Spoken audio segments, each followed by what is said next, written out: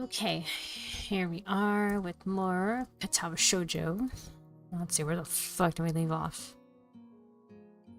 Inner own image, balance, but done. Boundless. Things you hate. Alright, that seems like the one.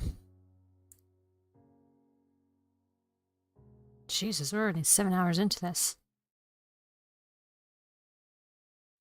Okay. Now let's see. I'm trying to remember what happened last time.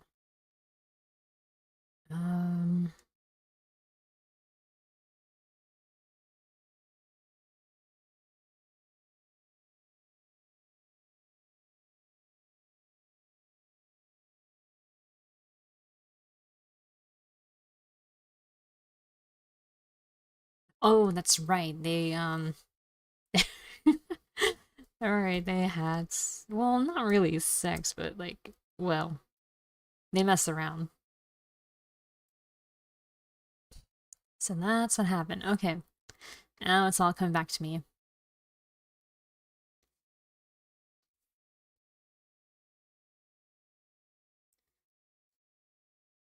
What the hell? Why is my arm wet? Oh, my cup. Okay, that's why. Not the water ring. Okay. Alright. Enough distractions. Let's get into it. Oh, hey, Yeiko. You're welcome. You made it. Alright. So this is after the little sexy time. Through the grogginess of a freshly awakened mind, I can observe my surroundings only one thing at a time. The morning light shining from the skylight is bright and sky-colored. It reflects from the white walls and the colorful posters and paintings. I hope nobody at school realized I spent the night here. They didn't find out the last time, so I am feeling confident about my chances. My neck is stiff and my shoulders are hurting like hell from sleeping in an awkward position like that. I can't even remember when I fell asleep. Only the full moon and Rin warm against me. I can't remember her waking up either, leaving my side. However she has. Oh god, sorry, hold on. I had a late dinner, so it's like slight bit of phlegm coming up. Rin is standing in the middle of the atelier, looking as if she was lost. She's not looking at anything I can see, not doing anything, just standing there. Menacingly. She's managed to dress up a little by herself. A strange thing, I thought that at least would have been impossible without hands. I get up and walk to her, patting her on the shoulder to get her attention. Hey. She flinches at the contact. I've never seen Rin flinch. Rin looks a bit panicky, a bit anxious, a bit defensive. It's as if she were a completely different person last night. Perhaps she was. My heart drops straight down to my stomach, full of liquid nitrogen. That's very specific. I'm sort of sorry. Why sorry?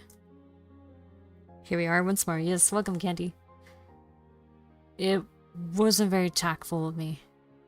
You know, last night. But isn't that sort of thing something you want? Because you like me? So blunt. I'm completely baffled by Rin's approach to this. No, even if it was, I think I prefer for things to go properly. Rin cocks her head, looking like she has no idea what I'm talking about. She still has this guarded feel about her, but nothing belies any real emotion. So you don't want to do that sort of thing. I didn't say that. So you do. I didn't say that either. Listen, it doesn't even matter. I just don't think it was the best thing I could have done in that situation. And I tried to apologize. I wonder for whose benefit I'm trying to come clear with these feelings. I don't even know why I'm feeling so terribly guilty. Maybe. I don't think it was a very good idea either. Probably. It's like you said, we are not like that. We are friends. It was a bad idea. Bad idea. Maybe you should forget about it. And I will too. I'm really good at forgetting things, so it should be alright with me. I can't do that. Why? Because I like you, that's why. I told you that you shouldn't talk about that. I don't agree. Besides, you brought it up yourself before. I hold my hand up and pinch the bridge of my nose in frustration.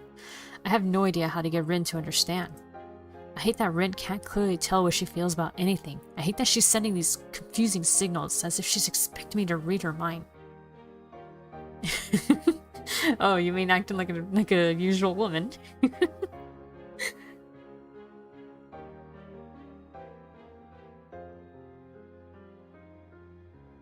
Do you hate me?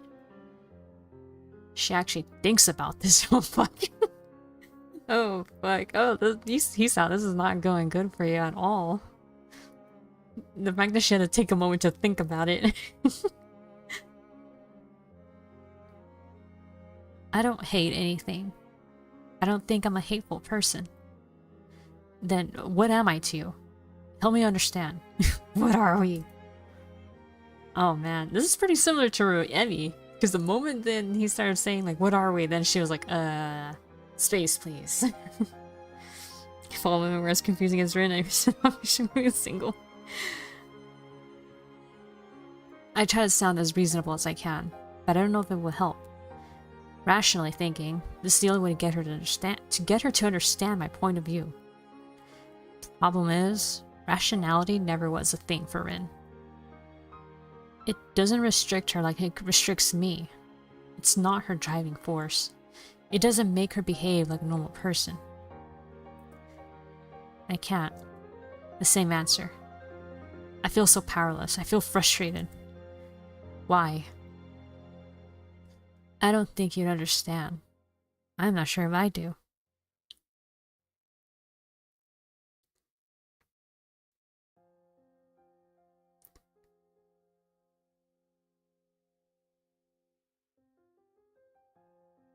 Oh, fuck me. Okay. God damn it. Hers really does have like the most saves in it. Let's overstart this one. Then explain. I need to understand.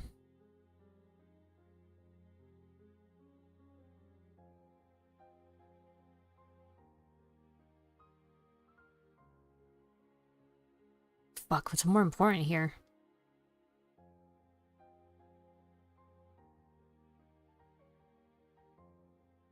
She has like triple the choices, I know, right? We started with Shizune, who literally had like only one fucking choice throughout her whole route. And then now we concluded with Rin, who has like fucking a shit ton of choices in it. Wow, what a way to end it, you know?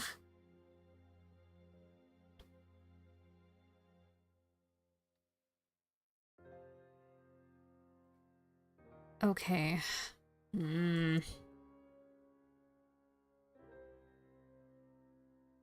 just don't know if it's a good idea to make it about himself in a way.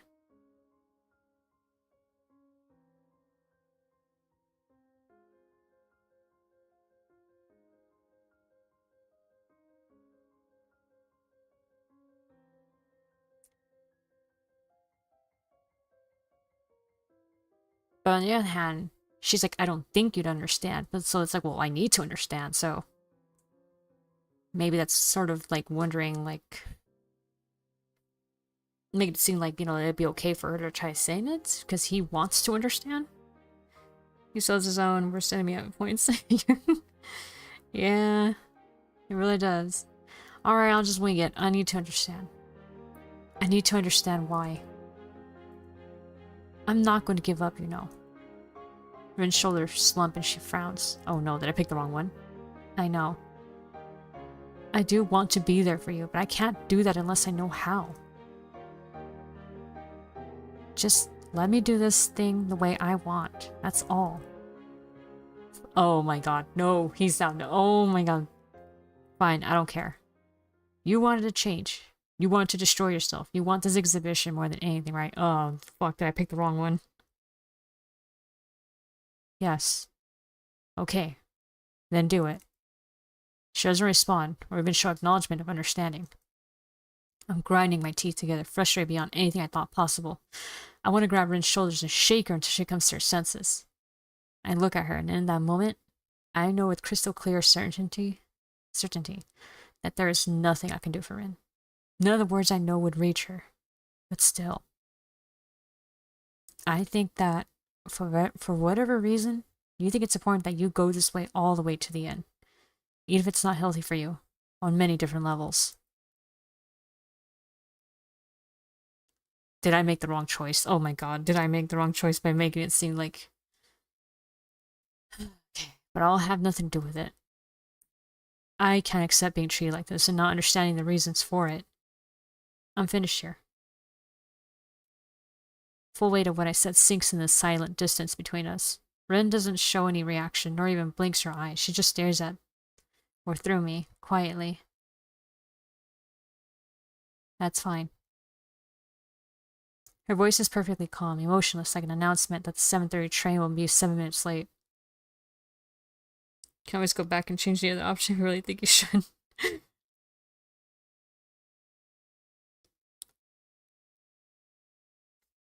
That is true. I just realized, because... Fuck, you'd think I would have learned from the other freaking routes. Anytime that he tries to push to get closer, he ends up fucking becoming worse. Like, he ends up going to the bad end when he does that. Okay. Alright, maybe then explain. Fine, then explain to me. I can't. The same old stupid pattern emerges again. Me asking her questions to which she replies with answers that don't answer anything. Because it's the only way we can converse. Apart from me listening to her blabbering about whatever, which isn't really a conversation. Is this a play? Are there some unseen rules that we have unknowingly set ourselves into, dictating the rules of engagement whenever we see each other, inevitably leading to us hurting each other? Her nonchalant answers, accompanied by even more nonchalant shrugs, leave me none the wiser. I hate it. So, I don't know what to say myself. I want to be angry. I am angry. But I also feel so powerless. Would anything I say matter at all? It's fine if you want to turn me down, but at least do it properly. And if you do, then last night was definitely a mistake. In fact, this whole thing might have been a mistake.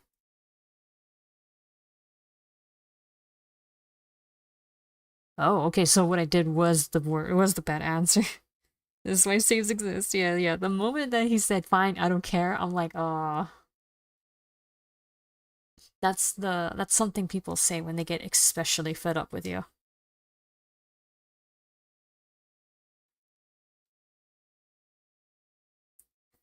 And I feel like the moment you say I don't care, it kind of is also like worse.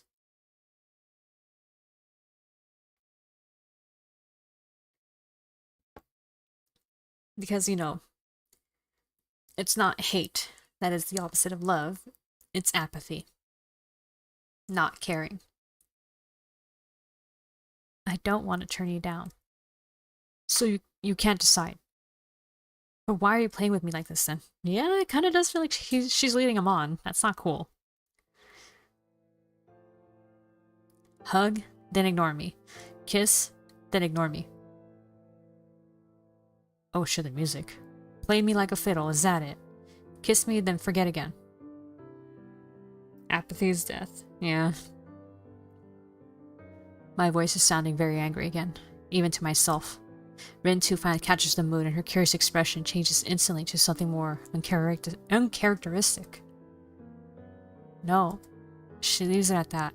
Her eyes restlessly wandering around, searching the room as if the words she tries to find were written in the painting she herself has wrought. Then what? I needed to paint, so... hate. My vision is filtering through the blood-red lens of unbridled anger. Oh, man. Don't give me that, Rin. I am not some damn muse of yours, free to be abused for the sake of painting. I am not some medium for whatever you aspire to. I am me. There is a limit to selfishness. Rin looks down at her toes and wiggles them a little melancholically, while she takes in my outburst without saying anything to defend herself. Only after I finish does she try to respond somehow. I can't do anything else. Or I can do all sorts of things, but I can't do. It's the only thing I sort of do properly, most of the time. Yeah, that much I figured out by myself. Thanks. Art first, everything else second, or 1000th. Ever pause to consider things from a perspective other than yours? I snarl the words from between my teeth. They taste like poison anyway. Rin is positively alarmed by now, so at least she's not completely dense. But it seems that she doesn't understand what I'm angry about.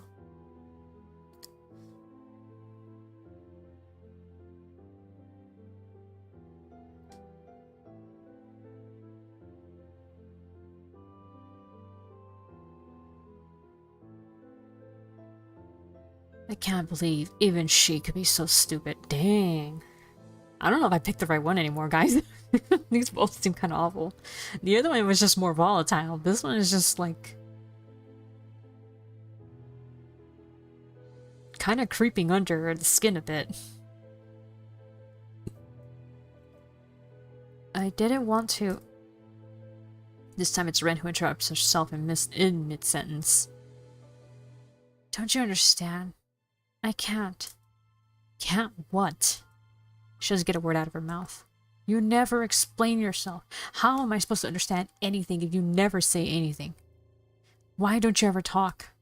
Say something. But she doesn't. Venting my anger at her feels satisfying, and being satisfied about it feels terrible. But I can't stop myself. I tried to discern some hints of a reaction through my adrenaline-distorted vision. My feedback was not the best kind, but I hope Rin got the clue that she just can't ignore everything else whenever she feels like it. I'd hate it if she didn't. She never ever listens to anything. She's so unaffected by the world around her. Not this time, it seems. Her body is shaking like from holding back tears. But I already know that Rin is not crying. Go away. Go away, Hisao. I'm sorry, I can't deal with this. Her voice is tiny and tired as she says this, but I hear the words clear as day. The blunt, hollow remark is a fitting conclusion to this unpleasant discussion that became an even more unpleasant and very one-sided yelling match. I leave the atelier, feeling angry and guilty. I never believed we would end up like this. I'm not like this. Rin is not like this. No matter how infuriating, unbearable, and outrageous Rin is, this is not like her. She really did change. Or was it me who changed? Maybe I only thought I knew her. Or maybe I knew the Rin that she isn't. Or was it me who caused all this by talking Rin into taking her chances with the exhibition? Am I directly responsible for Rin becoming like she has been for the past few weeks? I can't think of any explanation for her weird behavior, other than the exhibition and all the things that came along with it.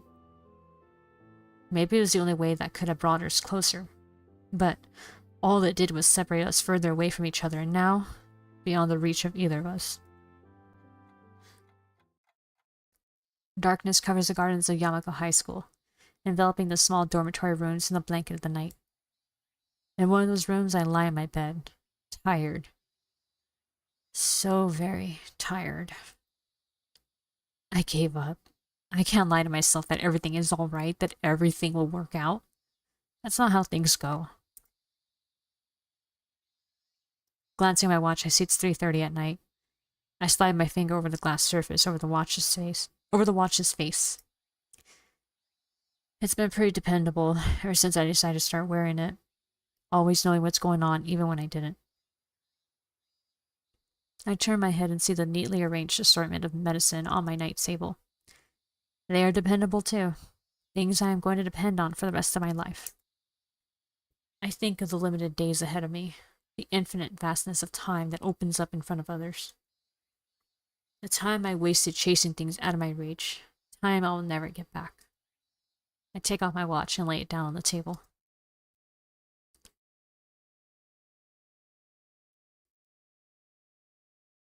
I picked the wrong ending. That was the bad ending! So I actually went for the bad ending after all. What the fuck? So why did it feel like the other one was horrible? The other one felt really bad because he was saying his horrible things to her. Well, shit. Okay. Guess I gotta go back to it. Well, at least I got the bad ending. That's pretty good. Now we knocked it out. Okay, so I need to understand. Okay, so let me get back to that part where I left off.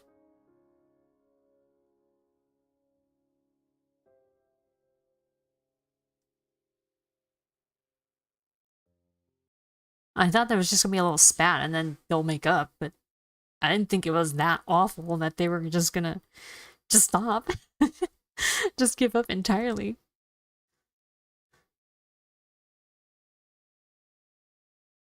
Okay, let's see. Okay, I'm finished here. Okay, okay, I remember this part. Okay. That's fine. With those words, Rin made her choice, and I made mine. If either of us secretly wanted to change our mind, it's too late for that. I take a hard, long look at Rin, hoping that it conveys my feelings. Without knowing whether it does or not, I leave the atelier for the last time, feeling empty and anxious like so many times before.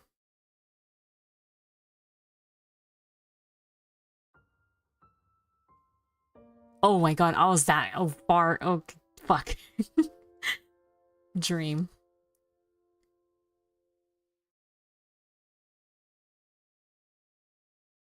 Okay, so I actually did pick the right one the first time. God damn it. This is what I get for second guessing myself. I should have just committed. I make it in time for class, though not in time for breakfast. The classroom is bathing in the gentle light of the sun. This means that it's going to be intolerably hot in the afternoon. For now, though, it's pleasant. I look at Misha and Shizune's animated discussion about whatever. Hanako staring out of the classroom window, Muto stumbling into the classroom 4 minutes late and with no recollection of what he's supposed to be teaching today. I can never imagine dropping out of school just like that, even if it's only for a few weeks. On the other hand, Rin doesn't seem to have a problem with the idea, or going through with it. Then again, somehow I got caught along in her insane isolation, even if we ended up hurting each other. Or did we? Maybe only I got hurt. It takes me until late in the afternoon to realize that today is Monday. The art club meets today. Not just that. Due to the exams, this will be the last art club meeting before summer vacation. I have no real business going there. But I wanted to talk with a teacher. So I'll end up loitering awkwardly in front of the art room waiting for the meeting to end. That's it for this trimester, everyone. His voice is loud enough to be heard through the door, and way too enthusiastic for it to be genuine. The next morning is after summer vacations, on the Monday of the first week of next term. I hope to see everyone there again. Have a nice vacation. There's a confused answering chorus of voices, and the door to the classroom opens, releasing a flow of students. I wait for everyone else to leave, so that I can talk to Nomiya alone. It's almost dinner time, so I don't have to wait too long. Nomiya's looking through paintings, some of which are actually pretty nice. Rin might outclass everyone else in the art club, but she isn't the only one with talent. Excuse me, teacher? What is a necktie? He raises his eyebrows questioningly, smiling widely. It's about Rin. Oh, is something wrong with Tezuka? No, but... I hesitate for a split second. Not certain how to say what I want to say, giving Nomiya enough time to start blabbering by himself. I saw her a few days ago when I was passing by at Sai's gallery. She said she'd get 1 or 2 more paintings done for the exhibition. I was quite pleased. She's a surprisingly hard worker. I'd always thought she was a bit lazy, doing what she wants instead of the assignments. He seems to notice my anxiety and realizes he is digressing, shutting up before finishing the thought. But you had something to talk about. What is it? I don't know. She feels detached from everything. As if she can't think of anything but the exhibition. Again, this is kind of why I feel like she might be out of DHD, since she's hyperfixating a lot on things and feels disconnected in some ways when she's, in the focus zone.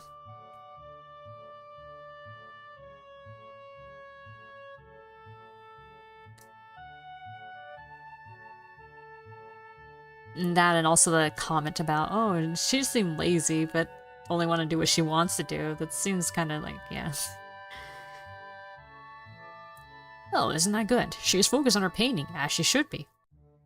Yeah, but this is different. It's like she's obsessed.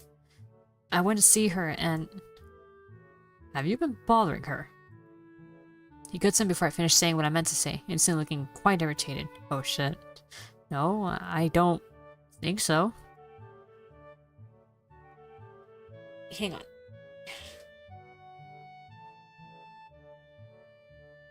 Got an itch on my back.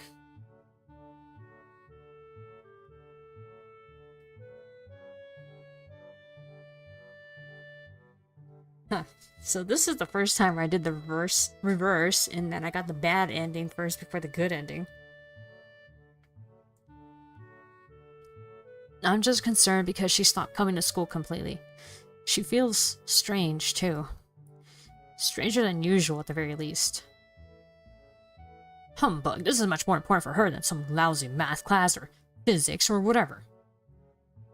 This is exactly why the school is so flexible. To give every student a chance to fulfill themselves. Shizuka's a painter, though she should paint, no? And have an exhibition. That's what artists do. She should be allowed to concentrate on that, not these other frivolous classes. She should be encouraged. If you think about it, it's really quite obvious. His counter-arguments are not very convincing, but I'm having a hard time trying to make any kind of rebuttal. My grudging silence is interpreted as dissent, and Nomiya returns to shuffle the stack of turned-in assignments on his desk like a deck of cards. I have to say, while we're talking about Tezuka's exhibition, I'm very excited to see how it turns out. She's still so young, yet has such wonderful skill and style. He's talking to the air, to relax the mood that got a bit too negative. I take it that you'll be attending. Yeah, I guess so. Well, we'll meet there next. I take that as my cue to leave, and I do, although I'm not happy about it. The message didn't get through, to say the least.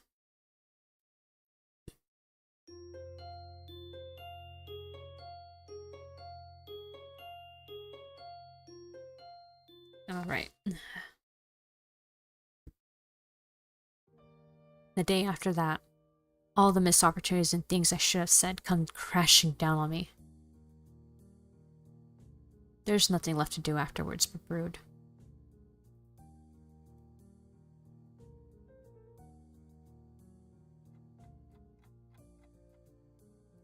Second day, I begin to feel anxious.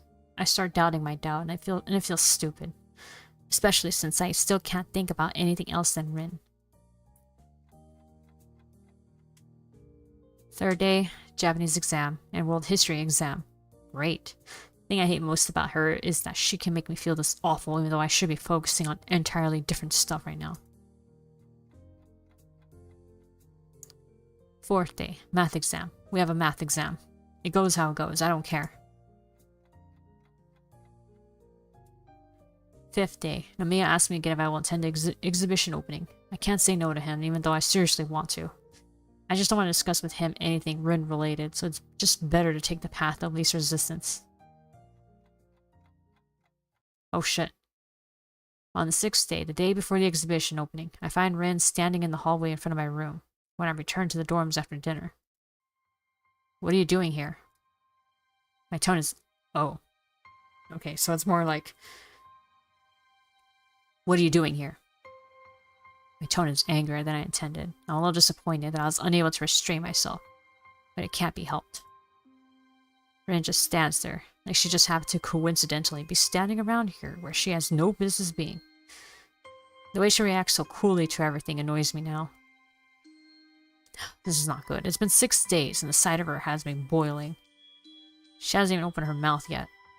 When someone's breathing, it just annoys you too. Finished painting. Sure you'll be at the gallery? Airing? They said no.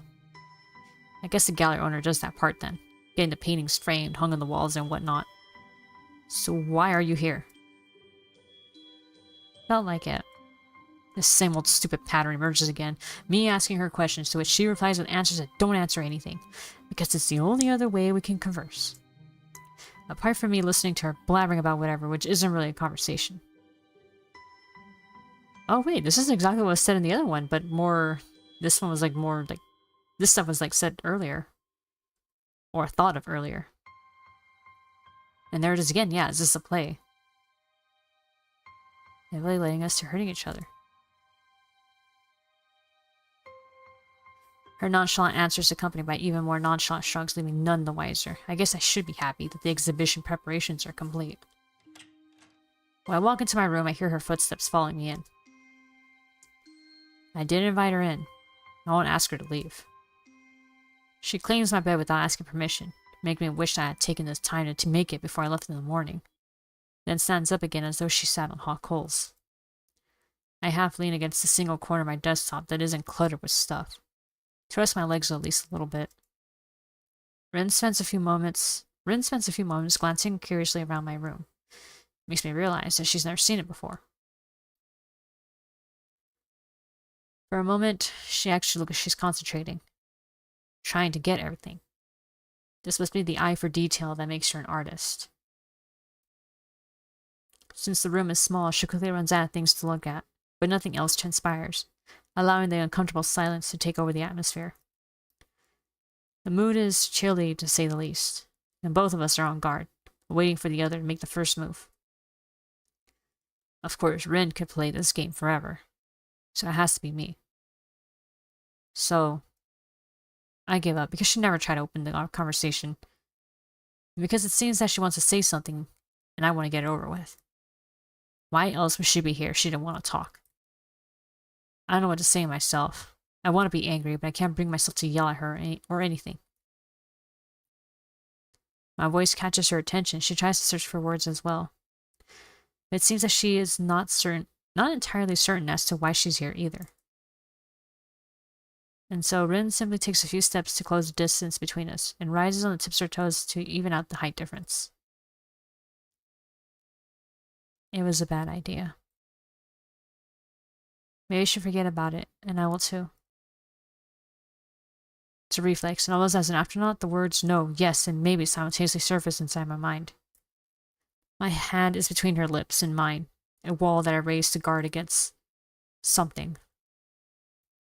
Her breath feels warm against my fingers. The scent of her skin lingers about, a mysterious, indescribable sensation that captures me and draws my eyes deep into hers. The look in her eyes is surprised, quizzical as to why the impertinent hand prevented her advances. Her eyes are really big and glistening with moisture, and staring right into my own with a soft gaze that I'm having a hard time to match. Rin's half-open mouth makes her look even more confused, although the sensual way her lips are arching is signaling something completely different. Please. I need you. The words come from her throat as a coarse whisper, meant only for me, bypassing her tongue and teeth without giving them any chance to interrupt. They sober me in an instant. I clumsily flinch back to get a little bit of distance between us, painfully scraping against my desk in the process. Maybe it's her choice of words, maybe the way she says it, but something in it puts me off. Something is wrong. Something is terribly wrong again. Need me for what? All the unpleasant feelings emerge again, and I feel my heartbeat suddenly increasing at least tenfold. Rin's eyes go out of focus and back again as her body relaxes from its tense state, and she stands upright again. I don't think I was thinking about anything. Why do you draw patterns in that dust on your night table? There's a word for that kind of thing, but I can't remember.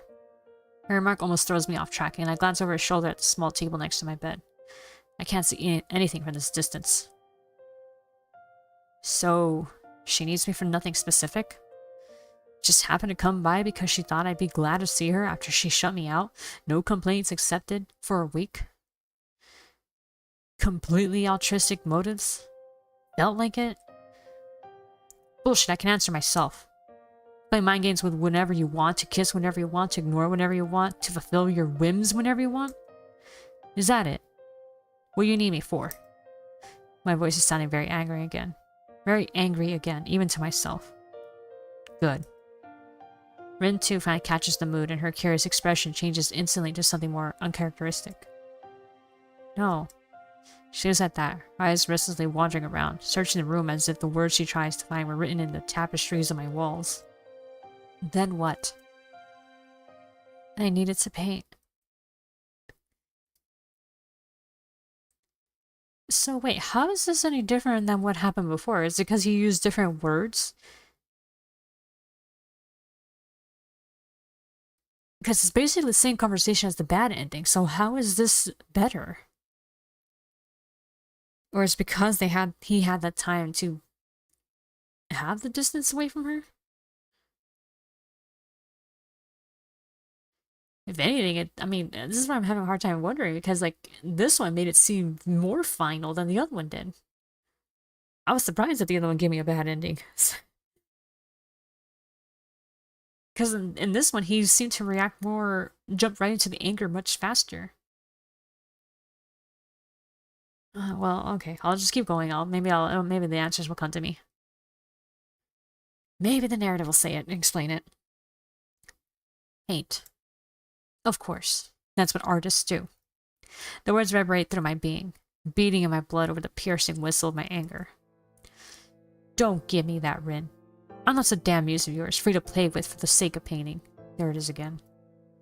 I am not some medium for whatever you aspire to. I am me. So what if I don't know anything about my future? There's things I want, and things I care about. Even I can dream of things other than nightmares. I'm yelling, but I'm way past the point of caring about things like that. Rin looks down at her toes and wiggles them a little melancholically, while she takes in my outburst without saying anything to defend herself. Only after I finish does she try to respond somehow. I can't do anything else. Or I can do all sorts of things, but I can't do. It's the only thing I sort of do properly, most of the time. I understand completely. Art first, everything else second or thousandth. What about me? Am I nothing? When I was interested in art, did that make you feel like I was a little interesting for a little while? Tell me, I really want to know. Did you ever think about my perspective, or is it just all you? The words rise like bile in my throat. She looks alarmed and almost completely uncomprehending, as if she doesn't understand what I'm angry about. I can't believe she could be so stupid. I didn't want to... This time it's Rin who interrupts herself in mid-sentence. Don't you understand? I can't. Can't what? You never explain. How am I supposed to understand anything if you never say anything? Why don't you ever talk? Say something. But she doesn't. Venting my anger at her feels satisfying. It feels wrong to take so much satisfaction in it, but I can't stop. Not when I face my anger head on, Rin turns around to steadfastly look out of my window, even though there's nothing to look at.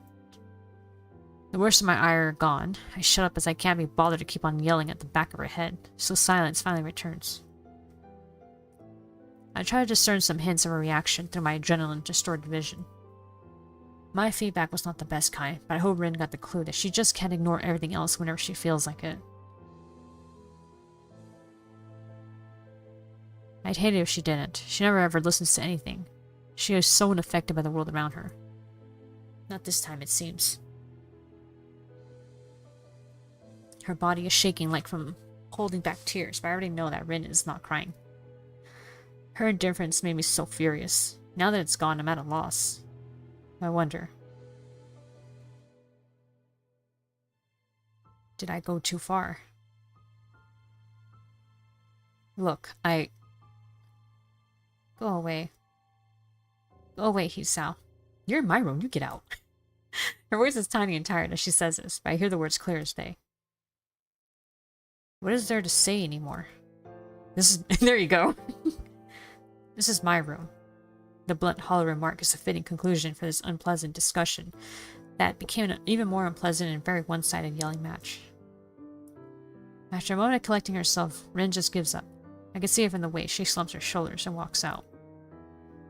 Even though she deliberately looks to the other direction, I can see how she's biting the corner of her lip so hard it might start bleeding if she won't stop. As she makes her exit, I realize that she left the door open when she came in, and my yelling must have echoed around the dorm hallways. Oh, God. I sigh. Now that she's gone, I am left alone with my guilt. As the thumping in my chest slowly subdues, anxiety replaces it. Somehow, I feel that none of this would have ever happened if not for me. No matter how infuriating, unbearable, and outrageous Rin is, she's not the Rin I thought I knew.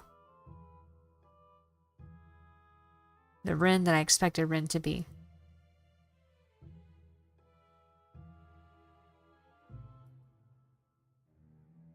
Was it me who caused all this by talking Rin into taking her chances with the exhibition? Am I directly responsible for Rin becoming like she has been for the past weeks? I can't think of any other explanation for her weird behavior than the exhibition and all the things that came along with it. Maybe it was the only way that could have brought us closer, but all it did was separate us further away from each other, and now beyond the reach of either of us. I banged my head hard against the wall. Jesus Christ, man. Twice to make sure it hurts.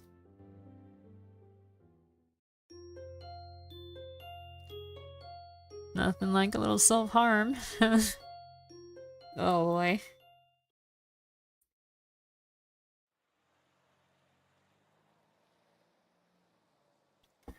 A headache is relentlessly thumping against the back of my head as I push open the door to the 22nd corner.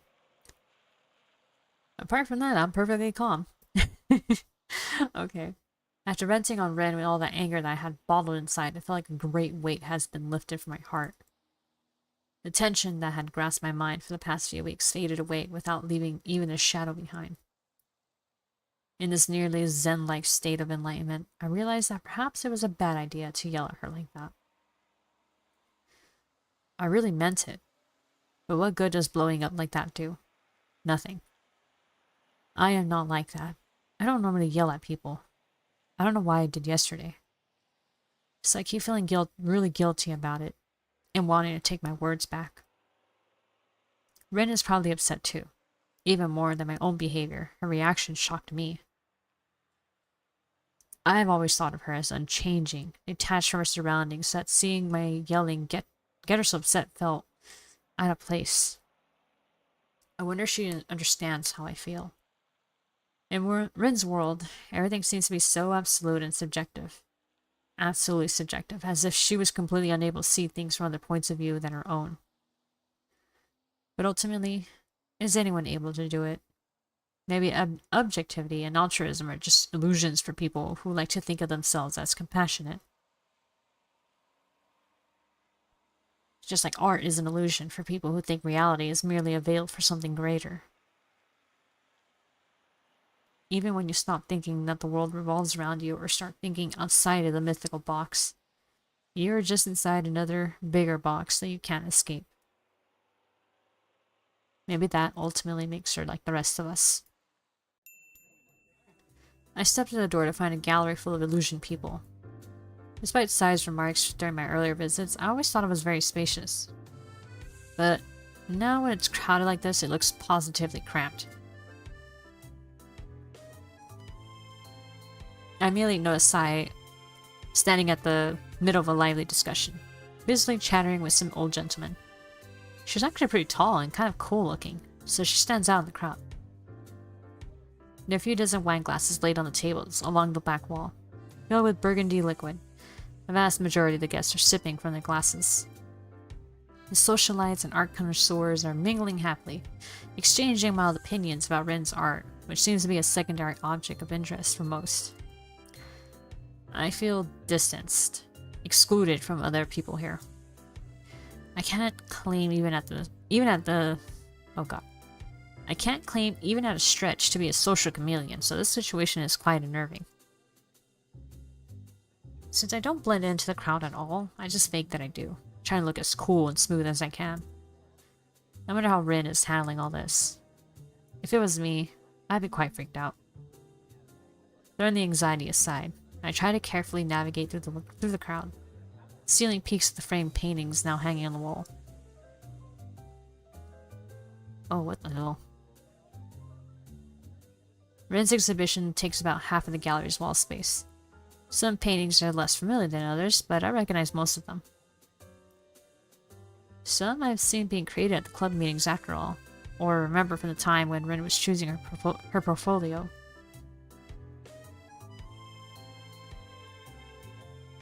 I note that a couple of the unfinished paintings are framed and on the wall as well. Maybe that's what they call coincidental art? Even Ren's failures, if you can call them that, became exhibits of her skill. Oops. Quite paradoxical.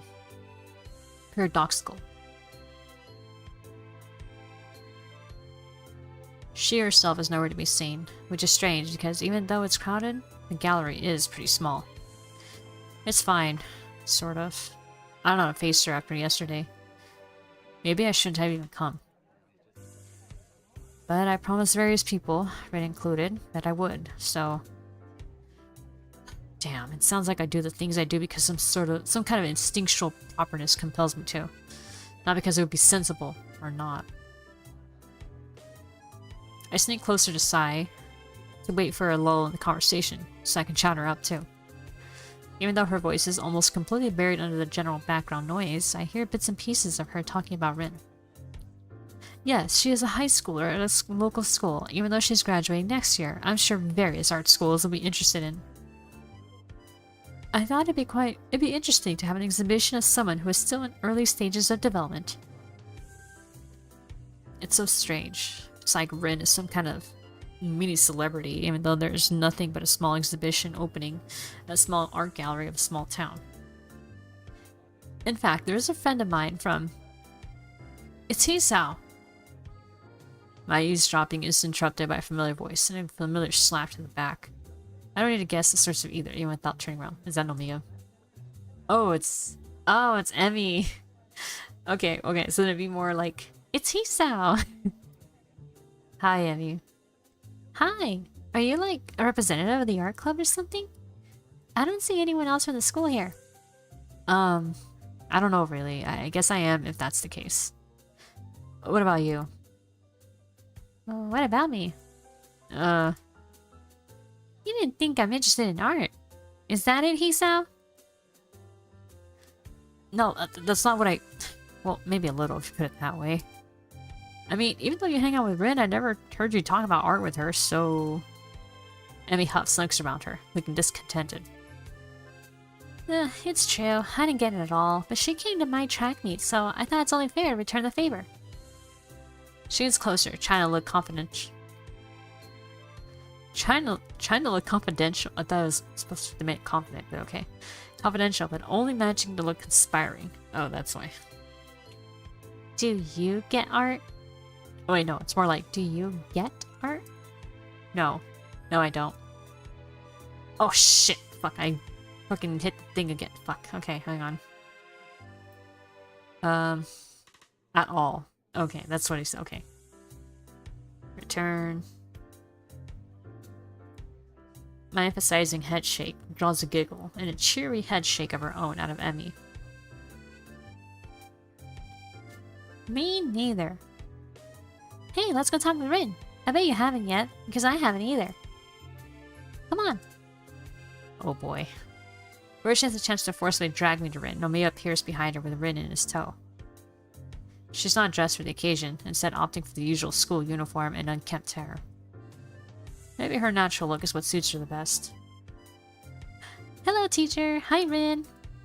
Unfazed, Emmy greets the teacher cheerfully, pausing to turn around and look down confusedly. Who are you? I'm Emmy, from school. Class 3-4. Don't you remember? She looks positively shocked at the prospect that there could be a person who doesn't know her. Oh, sorry, you're in the same class as Suzuka is, right?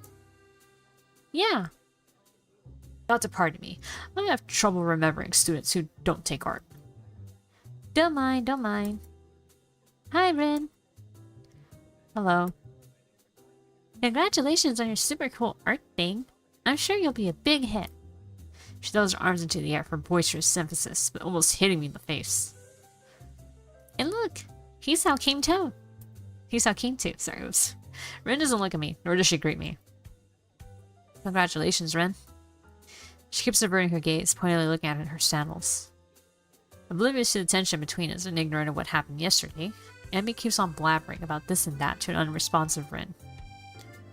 I guess she's used to not getting much out of her at times. Before long, Nomiya and Sai turned to Rin, introducing her. Expecting it, I catch a second of confusion when the guests see her arms. Sai is luckily on the ball and briefly explains about her school. Doubtful faces quickly change to curious. Would you mind telling us something about your art? I thought the development is quite easily noticeable. What do you yourself think of the differences between the older and more current works? It's quite rare for someone so young to dabble into abstraction. It would have been interesting to see how you work. Oh, definitely. I assume you use your feet. Must have been a great trouble to learn it. You should be proud. Will you be pursuing a career as an artist after school? She's bombarded with so many questions she can't even hope to answer all of them. Yeah, it's for the best. Ren tends to talk nonsense more than occasionally. So, where do you get your ideas? That's the fifth worst. Ren keeps stumbling with her words, looking more and more vexed by the expected inquiries. Everyone's waiting for her to say something, but she looks like a cat caught her tongue. Each question piling up just adds to her distress. Is she a little overstimulated by this? I fail to hear the question that is the proverbial one too many. It's like a motor stalling. Whoa. Rin just freezes for a long, long second until she falls on her knees, hitting the floor ungracefully like a sack of potatoes. Are you alright? I don't know. Kazuka, what's wrong, girl? I don't know what's wrong. Terrible silence falls upon the people gathered around Rin. Everyone is petrified, not knowing how to react to her sudden seizure or something. She breathes with deep, trembling gasps as if she was running out of air, staring ahead of herself with hollow eyes. Oh shit, did she get like really overstimulated? Seeing that nobody does anything, I force myself to step to Rin and lift her up from the floor, letting her lean against me to keep standing. Would you like some fresh air? Okay, let's go outside for a bit. I don't even wait for her to answer before grasping her shoulder and pulling her past the stunned-looking Nomiya, Sai, Emmy, and Gus. Excuse us. Cool evening breeze hits my face at the door. I let go of Rin, and she leans against the stone wall, trying to catch her breath. Are you alright? I couldn't say anything. Rin is still not looking at me, so I look away too. The streetlights and colored neon signs twist my vision into a blur of near blindness, forcing me to look back. At least she talks, even if she's not directing her words to me. What did you want to say? Maybe both of us can imagine that we are talking to an invisible friend. I don't know.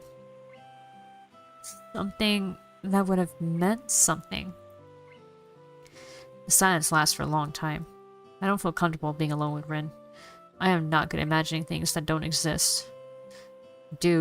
Or that things that exist don't.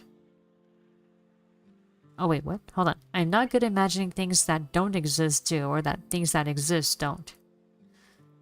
We should go back in. And I guess Sai invited are in there. They probably want to meet you and talk with you. You know, ask you questions and stuff about those paintings you worked so hard for. I don't want them to ask me questions like that. I can never say the right things. Well, what do you want then? That someone would have to ask questions for me.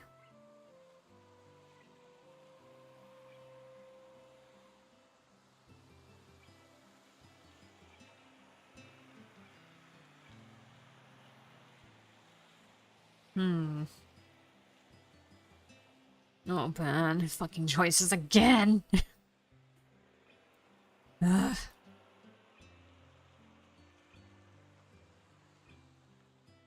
Alright, create a new save state.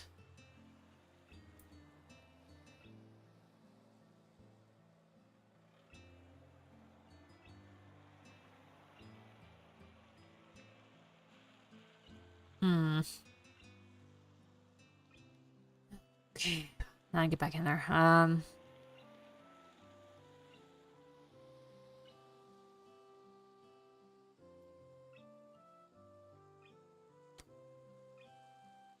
Alright, let's keep it relevant, I think. This one seems relevant to what she just said. Then what? But if you found someone like that, then what?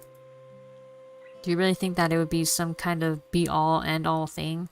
Star-crossed lovers and happily ever after? The choices don't let up.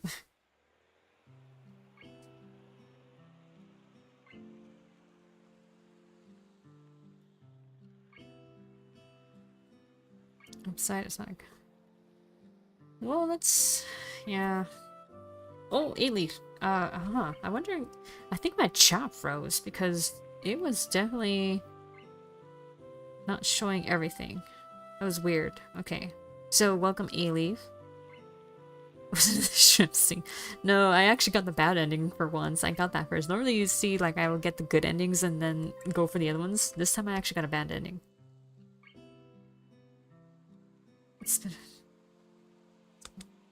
I can't without going to future route info. The choices don't let up. Yeah, are you sure you chose right? I don't know. I don't know anymore. Last time I thought I was a good.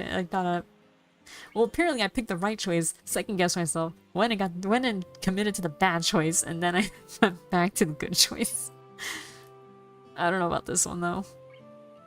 My question is met with a blank stare. The darkness in her eyes unfazed by the thinly veiled bitterness. No, I don't think that. But at least then I wouldn't have to be alone. She whispers the words to the lights of the town, but I hear them anyway. I shouldn't have done this. Not yet. The exhibition? She nods and closes her eyes, breathing calmly out as if to prove she can, and then continues talking to herself. Why? Wrong conjunction of the planets? No, not that. I double-checked, and I got up with the left foot, and did everything else left. Right. It's me. I was wrong. She stands straight and stretches before stepping past me out into the street. Wait, where are you going? She stops in her tracks and turns around, looking at me quizzically. School. I'm leaving. Wait, what? Why? Because I want to be me. Rin walks off, leaving me behind utterly confused. Rin! But something she said really touched me. Or maybe it's the way she said it. Maybe it's the fact that she said it. I want to say something back to her before I forget this feeling again. As if granting me a wish, Rin stops in her tracks. She doesn't turn around. Just keeps waiting for me to say what I want to wait, what? Say what I want to, even though I didn't have time to think what. Rin, listen, I don't believe you have to be alone. Even if you never meet anyone like that. I don't know if she heard my words, but either way, she doesn't react in any way. For the final time, she starts walking away from the gallery. So, where's Tezuka? I can only shake my head, but as it doesn't seem to be a sufficient answer, I have to say something. She ran away. What? A horrific realization spreads on his face like wildfire. This is a fiasco. Catastrophe. What is that girl thinking? The most important event of her life. And she just runs off? And you, why didn't you stop her? I'm going to hold you personally responsible. Sai interrupts him, holding her hands up calmly. It's good she intervened. The teacher was starting to get a few weird looks from the nearby guests. Now, Shinichi. She probably just had a stage fright. I don't know her as well as you people do, but I did get the image that she is somewhat peculiar. Oh, whoops. I actually hit the mute button. This kind of thing can happen. It'll be fine. I'll explain that she suddenly became ill. The guests will surely understand. But look around you. Everyone seems to be rather happy with their free wine and chit-chat. I guess we'll be fine, but we are missing opportunities here. Networking, making contacts and acquaintances. As the adults keep arguing about something that can't be helped, Emmy tugs my sleeve to get my attention. She doesn't look very happy either. Come on. Oh, where? We're gonna find Rin and kick her ass. What? I can't believe it. She is so stupid. That Rin, how can she do this? I'm telling you, she doesn't have a bit of common sense in her head. Emmy is seriously angry, only missing steam rising from her ears. I guess I understand Emmy. She is that kind of person. Give up has never felt like a part of her vocabulary, and maybe she feels it shouldn't be a part of anyone's vocabulary. It's probably best to leave her alone for tonight. What? Are you a Rin expert now? She takes a firm stance and puts her hands on her hips confrontationally. It's like she wants to pick a fight with me too. No, I don't think that's even possible in the first place. I just don't think kicking her ass would do her any good. My melancholic remark surprisingly works, as Emmy slumps her shoulders a little in size. I know that. You do? The last time I did that, it changed nothing. The ride back to school in an empty late-night bus is silent. Both of us keep staring at the lights flashing past the windows without saying a word. The nightly grounds are quiet, lit only by the waning... By the what? Moon and yellow lampposts. We say our goodnights in front of my dormitory. Emily reflexively clenching her fist compels me to assure that she won't assault Rin the moment I let her out of my sight. Promise me to not go scold her. She looks up at me, her eyes again flaring with anger that I match with as calming a stare as I can. It's only easy to face an angry woman if you're not the target of her ire. After a minute of the mismatched staring contest, she sighs and shakes her head in defeat. Oops. Cursor. You're too nice, Hisao. Did you know that? Hints of a smile are tugging the corners of her mouth as she says that. And she seems a lot more relaxed. She should beat her ass. Well, she wants to beat her ass. What a sudden change of mood. Maybe she wasn't as angry as it seemed to begin with. Maybe her mood's changing easily. If I was, I would have let you have your way. Does that mean you're only nice to Rin? Both of us are hiding our concern behind empty jokes, but at least it puts me in a good mood. Emmy waggles her eyebrows with this half-amused smirk, trying to push my buttons. Not gonna work. No, it just means I'm not nice only to you. Hey! Good night, Emmy.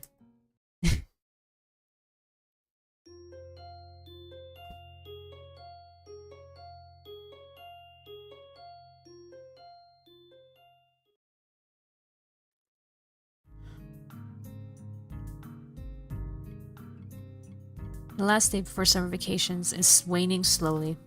Science is the final exam of the trimester, and then we are free.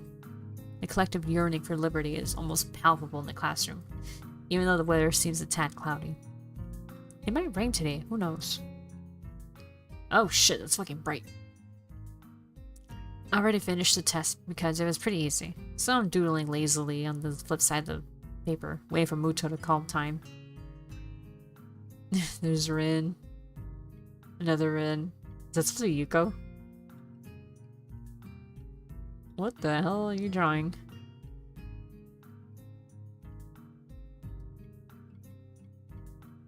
I think that's Emmy right there in the bottom left there.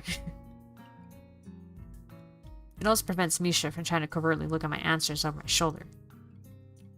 She might fool the inattentive teacher, but I can tell that she's trying to look. I guess it's her best bet at passing the test. Doesn't make me feel of any mercy though, so I just ignore her and look around me. It's quiet. The only sounds in the classroom are the quiet shuffling of papers and Muto's constant coughing. It makes my awareness of the surroundings slowly drift to the backstage of consciousness, giving room to other things. Vacation, huh? Some people stay at the school even for over the holidays. Some will go back to their families. I don't know what to do. I should go buy a train ticket to my trip back home, but I can't bring myself to do it. I bet I'm going to get a call from home again. Mom's going to pester me about when I'm coming back, and I'm not going to know what to answer. This is really lousy. In the current state of things with Rin, it feels like I can't just bail out of here and pretend we are through. Sorry. And now she has other problems of her own. I thought the exhibition opening would give her a breather, but I was sorely mistaken. The tango just seems to thicken. A sharp knock on the door interrupts the quiet but frantic mood of the last 15 minutes of the exam. Come in. Oh, come in. The opening door reveals the art teacher, who steps in with his jacket swirling around him as though in a gust of wind. He glances at Muto, glances back at him. What the fuck? A frown spreads simultaneously on both of their faces, as the men measure each other with their gazes. Excuse me, can I borrow Mr. Nakai for a moment? Oh fuck. Excuse me, Mr. Nomiya, but we are in the middle of an exam here. Chilly atmosphere suddenly spreads in the middle of the summer afternoon, as the two men try to stare each other down. This is urgent, and it seems that Nakai has already finished. Both men turn to look at me, staring at me like a pair of basilisks trying to petrify a tasty snack. Oh fuck. It's true that I've been idle for a good while now, so Mia is right, but...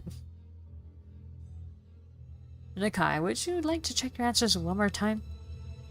Muto speaks with an odd intonation, weighing certain words as if trying to send a message. Pressure from the stairs makes me rapidly shake my head, which is apparently interpreted as an answer of some sort. Very well. Nakai, go with Mr. Nomiya, if you please. Take your bag with you, and bring your test paper to my desk. You have a nice vacation. You too, teacher. The entire world, well, at least the classroom, seems to hold its breath just for me. Putting the exam on hold until I stand up, collect my stuff, and walk to the door. I can feel the stairs in the back of my neck. My classmates probably think I'm in for some detention or something. On the last day of the school before... summer vacation. Yeah, you saw the chopping block here.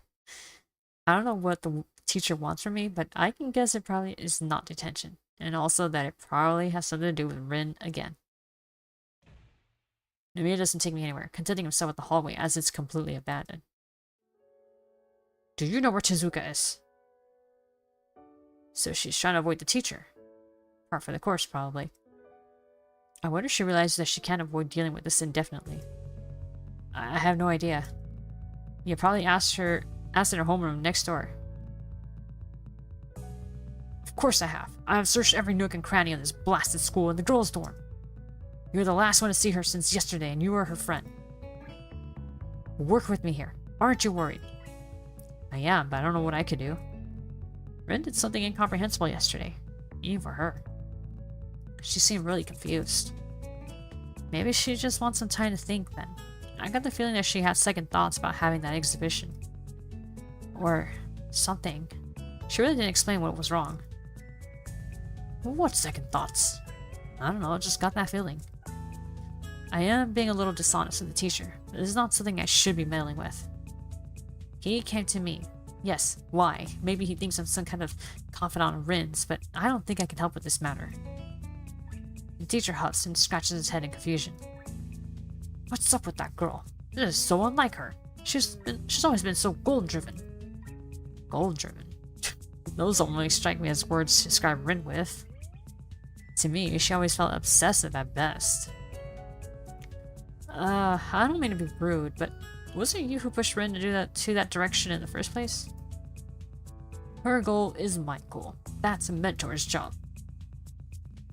I guess so. I just don't know if painting can make her happy. That's preposterous of you to say, Nakai. He suddenly sounds pretty irate. Did I say something stupid? You don't understand, do you? It is not a question of happiness. For every gain, there is a sacrifice to be made. There's no free lunch, but would I let that girl waste away her talent if she If she has a moment of doubt, never.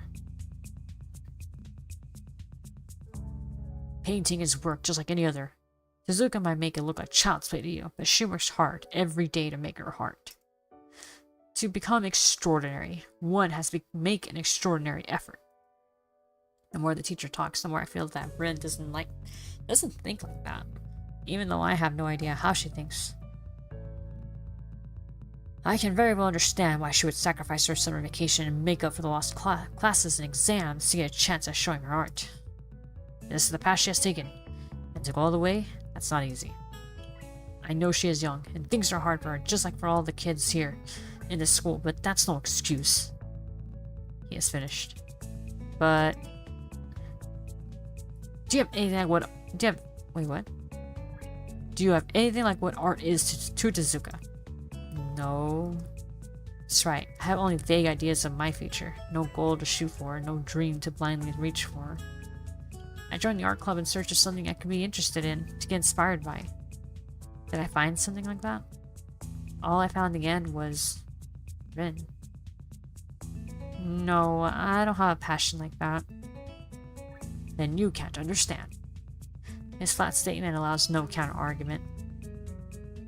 But she might not understand even herself. Still, I carry on arguing, out of spite, if for nothing else. How could she not? She's been at it so hard for the past few weeks that she put off even coming to school. Not to say anything about attending class. Don't be ridiculous. I don't think I'm being ridiculous, but as I have no rebuttal, Nomiya seems to consider this one his win. At any rate, the opening was quite successful despite Tezuka hardly showing up. Many people were interested in her work, and one piece was even sold for a reasonable price. Oh hey, Ikaros, you made it. I got the bad end already for Rin. Well, that's nice, isn't it? Yes, it's fantastic news. I hope that Tezuka would come to her senses when she heard about this, but... He sighs and takes off his glasses, cleaning them against his jacket before putting them on his nose again. At any rate, I should be going. There is this mess to be settled with Sai and everyone. If you see Tezuka, please ask her to come see me. Otherwise, have a nice vacation. Thanks. After he has disappeared around the corner, I pondered where Rin could really be. Feels like she has not one, but at least half a dozen of these secret places. I balance between the desire to solve this tangle and to drop it for good. The disused classroom is just a few feet away. What to do? Oh, God damn it. As I push open the door, only the shadows greet me from the inside. Hey there. Oh, he knew where she was.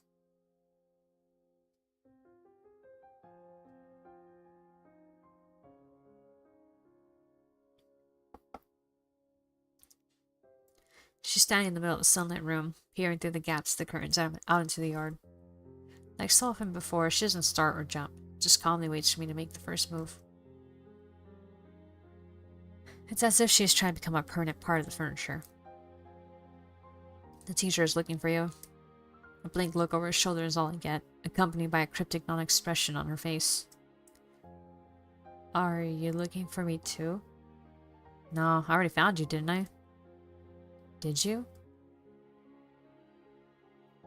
She furrows her brow, looking so puzzled that it makes me wonder if the question was asked in all seriousness. Maybe it was. Are you talking metaphorically now? Do you mean like eels, caves, and dark stormy nights? I am bad at talking like that. The abruptly ended greetings give me the chance to close the door behind me and sit down on a dust-covered desktop. Ren stays standing, or at least she turns around. I soon wish she didn't, though. So oppressive is her expectant stare. God damn it, we keep touching the fucking mouse pad. This is her place, and I'm an intruder, although a tolerated one. Despite that, she still waits for me to say something.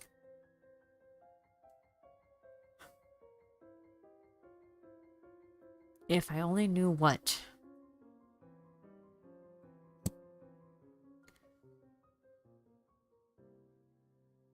Wait, hang on.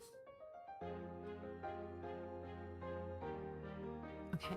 The sunlit silence presses me towards decisions. I came here without really thinking what I would do, apart from delivering Nomiya's short message in case Rin was here. She was, and now I don't know what else I want to say. What else I should say.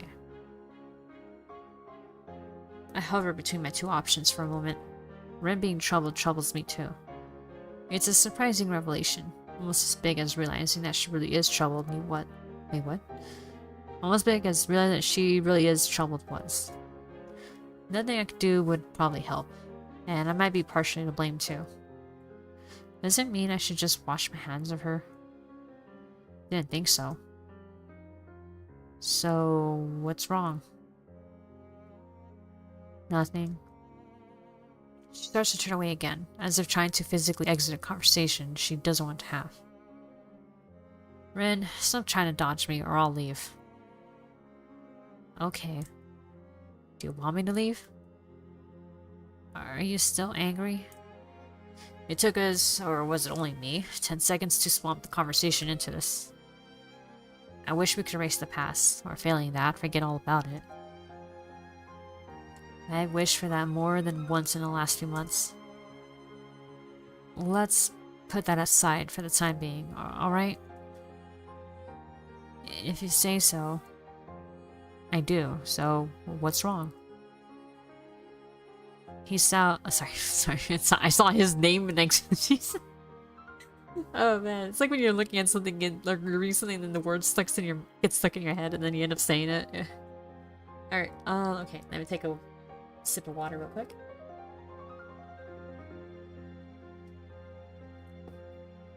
Okay, Sai and Omeya were not too happy that you just ran off yesterday. You left them in quite a pinch, and I suppose the teacher wants some kind of an explanation. It seemed like you just threw out everything you had worked for, and I don't get why. Did I make a mistake? My reprimanding and her flat answer goes so much against the usual expectations and presumed interactions that it might just well be somebody else talking. Neither of us is like we used to be. This stiff, constricting feeling I get every time I look at her nowadays seems to be mirrored in her own behavior. I hate things that go irreparably wrong. Ever since February, I've hated them. What can I say? Her question is trailed by a compelling, quizzical stare that makes me sigh and frown. Conversations nobody wants to have are the worst.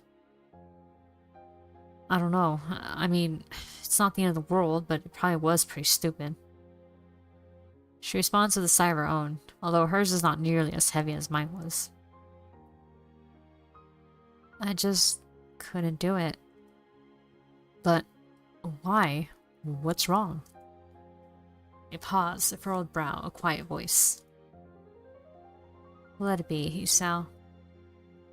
I don't think I can really explain it in a way that would make sense. Yeah, Rin doesn't want to have this conversation either. That may be for the better. But how rare of her to admit that even she has some kind of limits. I always thought Rin was all but ignorant of her tendency to get distracted so much that she inadvertently obfuscates everything she says. You never explain anything in a way that would make sense. Nobody else has ever asked me to. I guess that's how it is, but I always wanted to make sense of you, to find out who you are. I still want to, can't you see? I know you can't, but I do. Is that why I keep this up? It pains you as much as it pains me, but it's unlikely to be of any use to either. We did things that said things that can't be undone.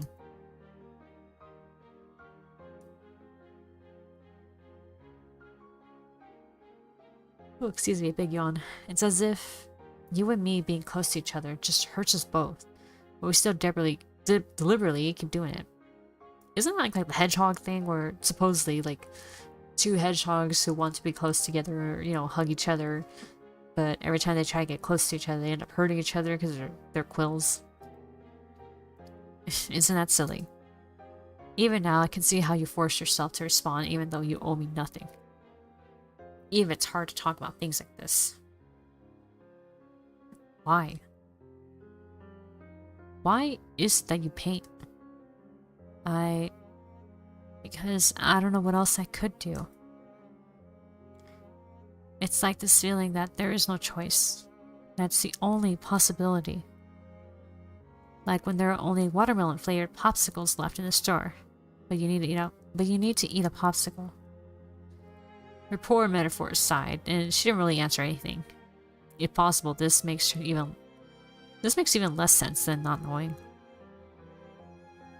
But if you don't want to paint, not like that.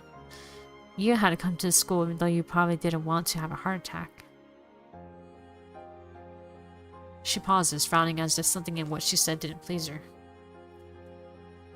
At least I think you wouldn't. Her careful follow-up is followed in turn by another shorter pause with another small frown. Would you like to have a heart attack? No, I wouldn't. I didn't want to. But you're doing fine, aren't you? Are you still sad about it? Rin's question makes me realize that I haven't really thought about my illness for weeks. Aside from chugging down my medication every day, there's been no need to concern myself with my broken heart. Which I'm only thankful for, really.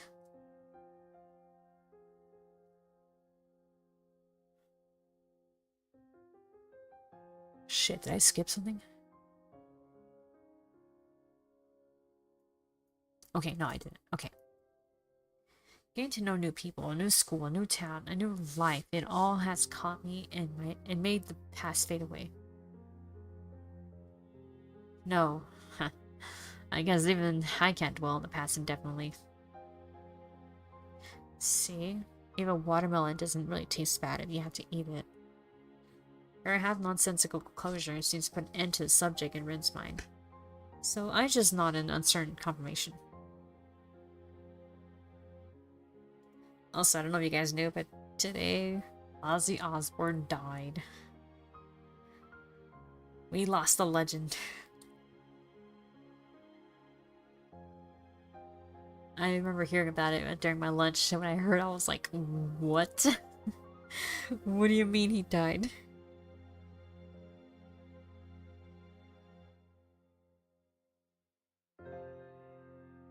Oh shit, hold on. Okay, there we go. There are two kinds of silences. Awkward ones that you want to break, and comfortable ones that you don't mind. The first kind is bad, because it makes your thoughts go awry. Like mine do now.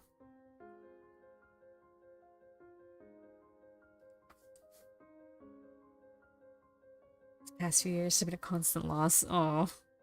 Looking at Red makes me feel bad. I don't want to feel like this. Looking at Red makes me feel exhausted. I really tried my best. She tried to. I have no idea. James announced a few days earlier, which seems the entire cast for the original Team Rocket are gone. No! Oh my god, they're all gone too. Jeez. But we ended up like this, and she ended up screwing up her exhibition opening. Feels like we are at a dead end. There's no direction to continue to. I reached out for her yesterday, thinking it would be the last time. She walked away. I want to be me. What the heck does that even mean? Rin, if anyone, is most definitely herself. Oh, sorry, a little burp. I feel kind of relieved that I am not the one to blame, but this still grates on my mind. Why did she run away? It didn't make sense yesterday. It doesn't make sense today. The things she said feel like they should make sense, but they don't to me. You know, about that thing you just said. Which one of them? Painting. Besides, said something like that to me before, that a true artist does not paint unless because she wants to, but because she must. And I've been wondering about what she said. Why do artists have to paint? My question is probably pretty stupid. At least Rin looks at me in the blank way that seems to say so.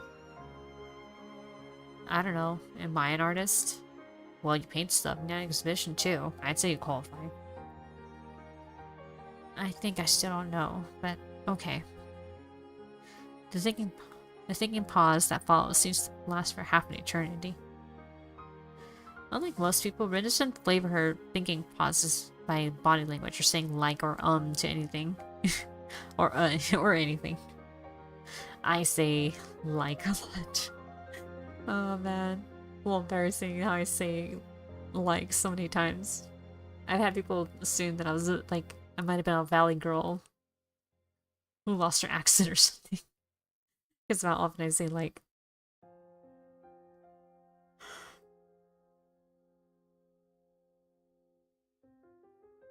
Okay, sorry, Ren's dad.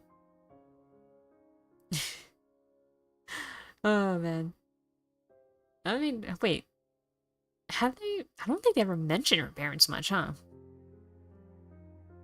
I just said sorry, Ren's dad, because, you know.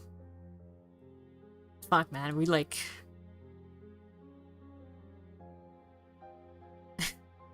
First we did the thing with her, and then now it just seems like. I don't know. Things don't seem to be getting better. They really don't. Oh my gosh, I should tell you pumpkin spice girly. Oh no, not pumpkin spice.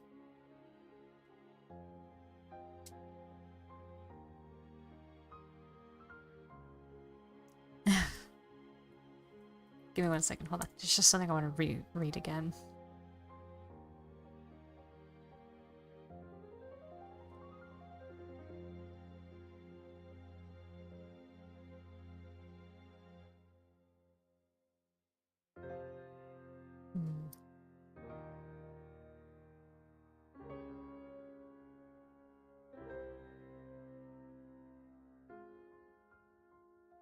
Huh. So even with all that, she still kind of doesn't believe herself to be a painter or an artist. I'm all worried, like.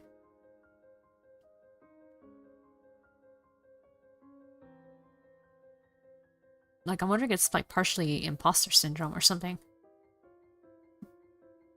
Well, okay, let's continue. I've noticed that I might prefer her way. The usual way even annoys me, as if people were so infatuated by the sound of their own voice that they just have to keep making some noise even when they are just thinking what they could say next. Rin just comes to a full stop while she is thinking. It's disconcerting because reacting to people spacing out is always hard, but she comes off as less obnoxious. I think I want someone to see what's inside me. Not the way doctors and serial killers do. The way that doesn't make me feel lonely. This is what you call metaphorical, you see. Please don't lecture me about self-evident things. It's not self-evident that this is self-evident. So you present a painting to someone and expect him to magically see a glimpse of your soul?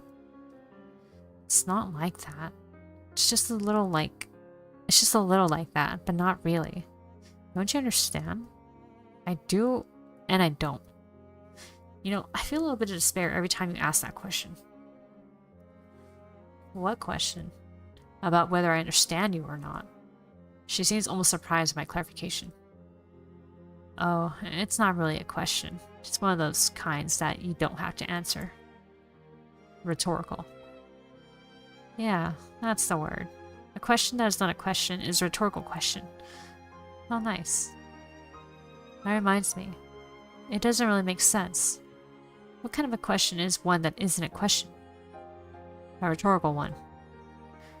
What kind of an answer is an answer that doesn't answer anything? Is that a rhetorical question? You are not funny. But if you don't like it, would you like me to say something else instead? I don't have any good ones, though. How about, your pants are on fire? This can be our secret language. It's like winning with your magic rocks. Oh no, stop. Ren's honest to goodness silliness, made twice more ridiculous by the fact that I know she is dead serious, derails me like it always does. It's like some kind of a safety lock to prevent me from becoming too much of a worrywart, dragging even my own thoughts off the ground where they should be. It makes me smile confusedly, but only on the inside. Even though the corners of my mouth are not drawing into a grin, I'm still surprised by her ease of wrecking any attempt at being too serious. Could she, should she will so, forget and ignore things that bug her, things that bother her? Could she, should she will so, be free of whatever burden being her means? Or am I the only one who feels burdened by being myself? No thanks. But still, the times when I felt that I am on the same page as you are pretty rare. It feels like there's this huge gap, and sometimes you just go to the other side, and I don't have any way to reach to you from where I am. It's like you were in some completely different place at times, even though you were right here. That's right. There's an insurmountable discontinuity, an imaginary glass wall that blocks comprehension from happening. There might be such a gap between any two people, but with Rin, he feels more tangible.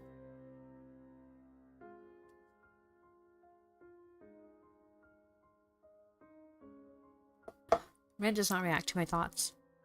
Not to the ones I uttered aloud, nor the ones I did not. It's even worse with art. I'm not very good at art, I admit it. I joined the art club because I thought it could be interesting. And I guess it is. I like art. I like your art too. But just like with you, I can't comprehend it. And I'm pretty sure nobody really can. It seems to worry her slightly. Do you think so? Yeah, I guess that art is meant to be interpreted, not understood. That's how I'd put it. That's a sad thought. I guess it might feel like one. Does it make you feel sad for yourself? Ren thinks about this for a while, and then shakes her head, surprisingly vehemently. First thing she focuses her eyes on afterward is me. Both of these things make me glad and relieved. That's good, isn't it? Anyway, you should go see the teacher. Oh wait, whoops, that's that's Hisao. Oh, goddamn, fucking burps. That's good, isn't it? Anyway, you should go see the teacher and apologize properly. I think he is worried about you. Can you do that?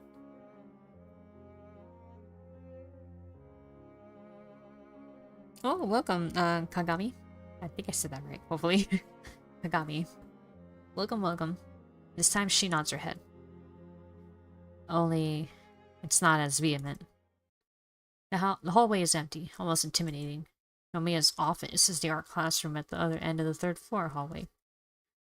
Our steps echo disturbingly. The atmosphere is unlike on a normal afternoon. Feels like the school knows that nobody will be coming back for a month, too. The door is open, but not very inviting. I'll, wait outside. Nodding barely noticeably, Ren strides in without stopping, and naturally, without knocking. Oh, jeez. Maybe that's why it takes a few seconds before I hear the teacher's voice from inside. There you are! Hello. A conflict arises. Should I stay here or go somewhere else? I'm not sure if I even want to eavesdrop on them. But we're gonna do it anyway. Manners leads to curiosity, and so I stay close enough to listen in. Their voices echo in the hallway, but no matter. There's nobody around, save for me. Dear girl, what on earth were you thinking, leaving like that on the big night? I couldn't say anything. Compared to Nomiya's scolding tone, Rin sounds awfully quiet and withdrawn. Her words seem to drown under his. I have to say, I am very disappointed in you, Tsuka. This is no good at all. Never mind all the things I did for you, but what about Sai? What about all the guests who wanted to meet you? There is nobody, even Hisao. You've embarrassed us very badly, Chizuka. Reputation is what counts. Surely you know that. It's alright. I don't need it. Don't need. What do you think you know? Rin replies only seem to agitate the teacher more, his voice rising with every sentence. The path of an artist is a thorny one, I'll tell you that. Thorny. You have to see the big picture. There will be bad times and good times. Things are like they are. It'll be alright. Even you might not think that it's oh so wonderful and easy, but how far would you have gone without me? I won't always be there for you. When you lie on the floor of your minuscule room, you're rent 3 weeks late, your mind blank for the 4th week straight, then you will wish that you had listened to old Nomiya a bit more. Sorry, I just...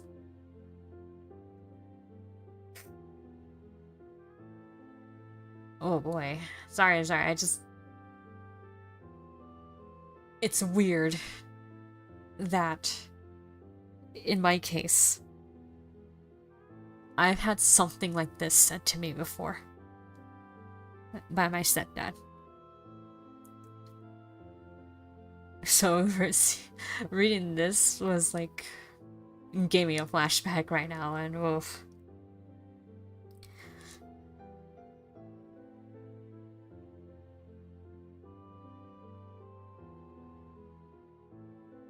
Except it wasn't a case of someone thinking you're wasting your potential. It was more of a case of like, or at least in the context that it was said to me, was that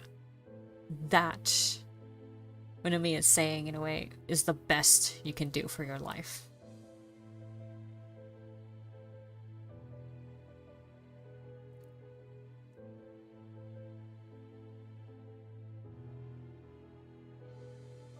And he wasn't even trying to say either, like, oh, you should listen to me more. No, he was attacking my character. Yeah. Back in my day, people listening.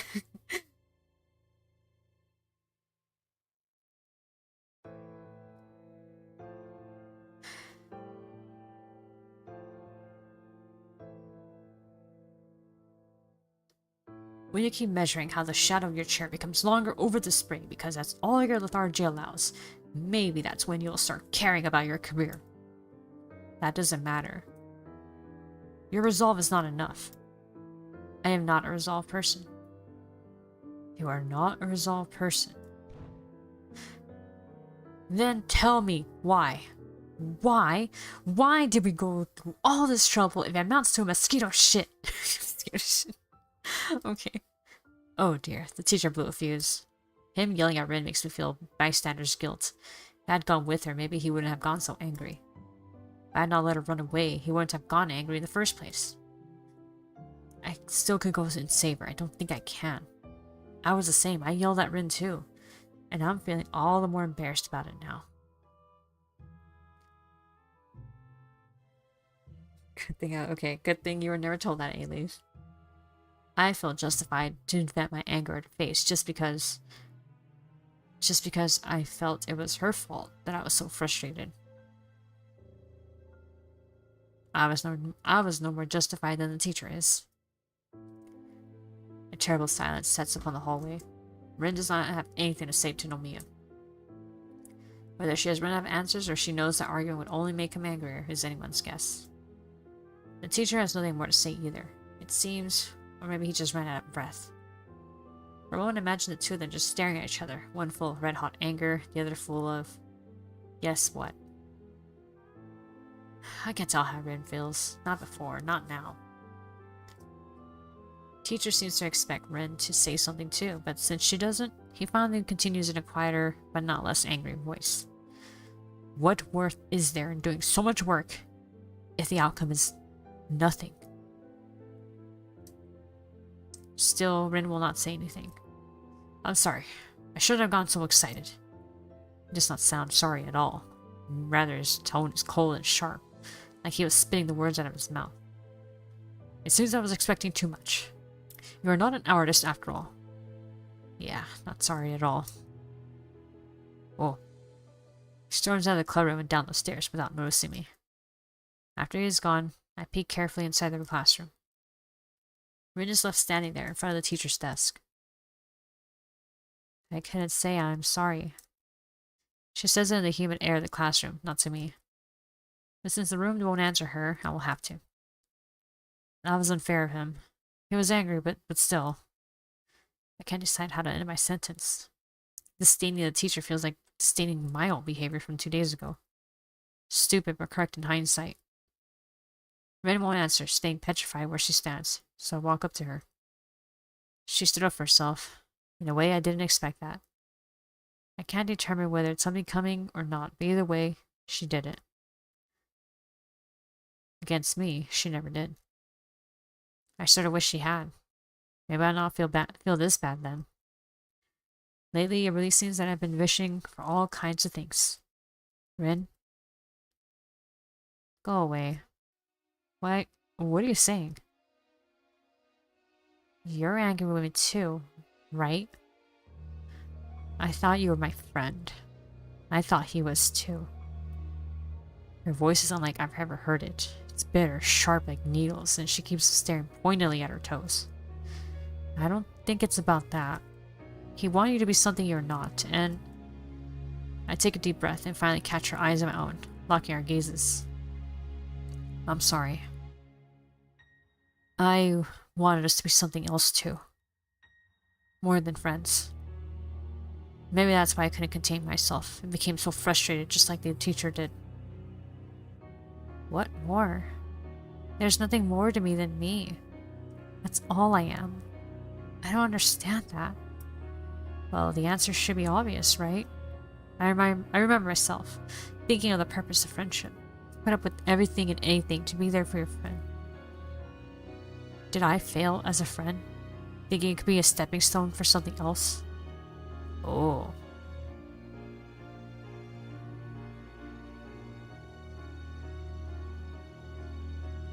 Damn, that's a call out to like any dude who's been friends with a girl and they're just like hoping that it'll be something more. But because you keep trying to push for that something more, you end up being a pretty shitty friend. Oh man. Wow.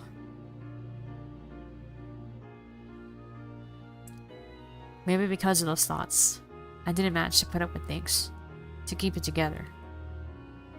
As outrageous as Rin is and was, I shouldn't have let myself get caught into that. No, it's different though. Especially when I started feeling the way I did towards her. So, did I fail?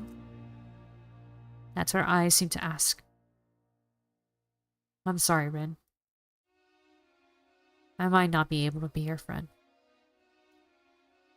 I don't think I could ever be a good friend to you.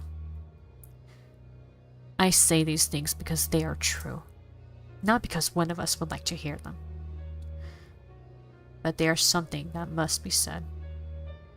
The finality of my words creates a shaking silence, or what could either of us add to that? I almost forgot. I almost forgot where my hug is.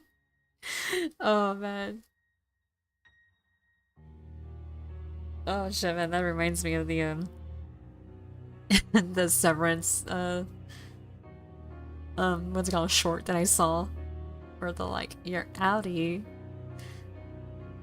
is the type of person who asks where my hug at, and the guy's like, no.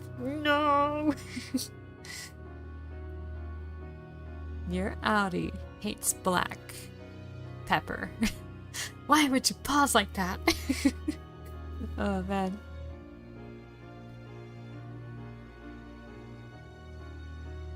Your outie is a great supporter of Elon Musk. Oh man. And the whole time the guy's like, no, you don't want to hear anymore. Oh man. Oh, maybe we need a little bit of humor now, because this is a very fucking tense scene. Why? Why does all this happen? People are doing things I don't ask for and don't want, and everyone keeps getting angry at me. I have no idea what is going on anymore. I can't stop feeling like I want to run away from everything.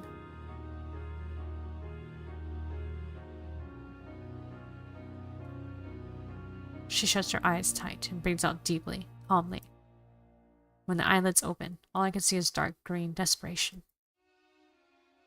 I have no idea what's wrong with me. Her frenetic outburst stupefies me for a moment, and for a heartbeat we just gaze into each other's face.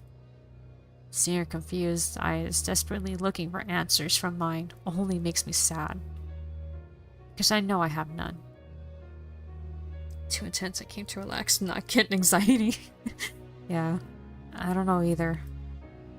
But you know, you yourself said that things are not right nor wrong. They just are. You either accept them, work to change them, or give up. It's not that I hate you. or that teacher Nomiya does. I just think that I'm the kind of person who gives up when he feels he can't go on. And even if you hate it, this is how things are. I'm saying pretty cruel things, but I can't stop myself. The words keep rolling off my tongue with slow, hard certainty. I can see them hitting Rin almost like physical blows. As the wetness gathers into the corners of her eyes, they are still wide with the shock of rejection. As the tears start rolling down her pale cheeks, she does nothing to stop them. Aw, we made her cry. Oh my god. Hisao, what have you done? This is the worst ending ever. As they fall down on the floor one by one, she stands still, staring at me with a gaze full of hollow disbelief. But reality catches up. Whoa. Rin slumps forward as if she was deflating and buries her face as deep in my shirt as she can. Rin is heavy and feather-light when I support her weight. She doesn't really sob or bawl, just leans against me, letting her tears burn through my shirt to the skin underneath. And I let her, bringing my hand around her shoulders in a clumsy hug that does no good to comfort her. I can feel Rin's vertebrae against my fingertips, like hard and jagged reminders of how messed up things are. Her slim shoulder quivering against my palm is a pitiable sight, and the hopelessness of being part of the cause for Rin's sadness keeps shredding my heart. See what you did. Oh man. Maybe it's a canon event. Maybe there's no avoiding it. When he makes girls cry. To make a girl cry is the most despicable thing to do. Even Rin. Especially Rin. Behind that veil of aloofness, Rin is just a human being too. Just as confused, scared, and lost as any of us is. Most of the time, it seems that there is no rhyme or reason for what Rin does and says, but for once, I think I really understand how she feels. But no words can express it, and no words can make it better. So wordless we stay, quietly waiting for her tears to run out. Time passes agonizingly slowly. Even the lazy specks of dust floating in the air seem to pause into a standstill. The obligatory wall clock is ticking distractingly from above the door. I decide against counting the seconds, because it would make them feel longer.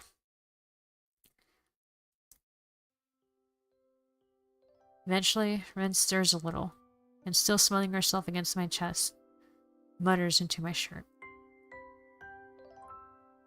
Let me be here for a while. Please, Hisao. Just give me a little while. A soothing deluge spreads into my consciousness. The knowledge that while being here for Rin is all I can do for her. That's all she wants right now, even after all we've gone through. Sure. So she stays there. But I still can't bring myself to draw her closer, so I can embrace her properly. It's because doing it would make me so sad that I don't know if I can bear it. This really sucks. Yeah, it does. The realization that we might never really be able to become what we want to be for the other crystallizes into my mind as a diamond-hard enlightenment. A pang surges to my heart like an electric shock. It's painful. This clarity hurts. What can we be for each other? What meaning is there for us to desperately cling to each other, even though it seems so futile? What should I say to Rin? How can I make her feel better? I don't know any of those things, and I fear knowing them would only hurt more. Forcefully, I push all of that out of my mind, because I don't want to be thinking of hurtful truths. My thoughts calm down soon enough. The sadness disperses until all that is left is me and Rin and the tender feeling of her warmth and softness against my chest. When did I fall in love with her?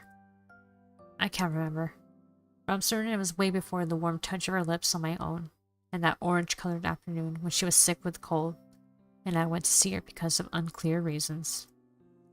Her carefree attitude, the air of otherness around her, All the things that make Rin herself. Those things capture me with irresistible force. The way she could take in anything and everything, giving it only the value she herself placed. Weighing all things fairly without prejudice. Seeing the world as she wanted. It's your heart feels like it's squished. Yeah, it does hit. This is something I could never do. And Rin was probably more of a muse to me than anything ever was to her. She seemed so free to me. Truly a free spirit. While I, constantly worrying about everything, seemed so inhibited that it was almost embarrassing. Maybe that's why I latched so tightly onto Rin, trying to get inside her world that was so different from my own bleak life. Before I noticed it, fucking damn it. That irresistible force had pulled me dangerously close to her, but it turned out to be way too alien to me. For me. And I had forgotten Newton of all things. The gravitational force is inversely proportional to the square of the distance between the objects. So if two people feel something for each other, even though feelings are not governed by the constants of the universe, I can't help thinking that for some time now, I've been a satellite to Rin's brightly shining planet. Planet Rin. The thought makes me almost laugh. Sure, it does seem to be from another planet at times. Minus green skin and possibly some tentacles. Perhaps because of my stifled laughter, Rin pulls away and I let her go. Feeling the cold when her warmth goes away, and slight embarrassment for letting my thoughts run wild like that. I credit that as Rin being a bad influence on me, while being glad at the same time that she didn't have thoughts for real. Rin's bitter tears have dried up, and she looks a little more like herself again.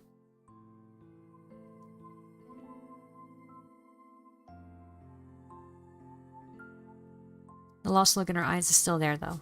Her gaze wanders around restlessly before stopping at me. Oh, what happened just now? Can you tell me? What? Oh, what do you mean? I cried. She says that hesitantly, as if not believing it herself. Yes. She keeps staring at me as if pleading guidance so that she wouldn't have to feel so lost.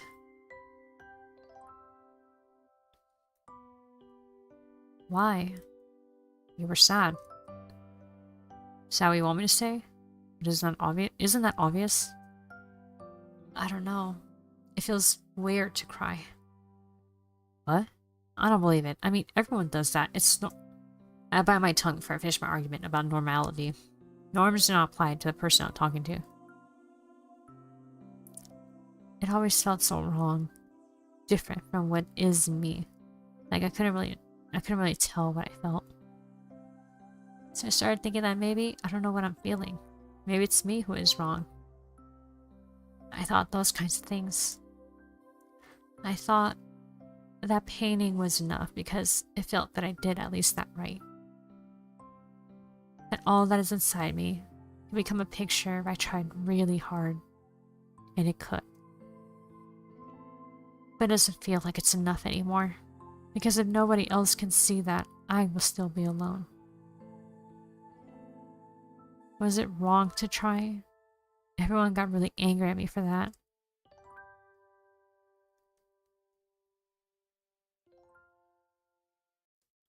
Oh man, this is okay. Hang on, water. Is she emotionally stunted? Well, this is kind of where I'm feeling. This is where the ADHD comes in. There's emotional dysregularity where sometimes when you do feel certain emotions, you feel it very intensely. However, she seems to have a hard time understanding emotions in other people as well as her own emotion.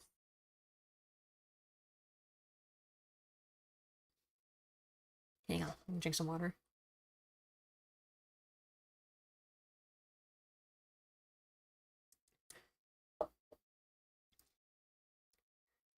Yeah, I don't think she's emotionally sensitive. I think it's just more she just doesn't understand emotions all that well.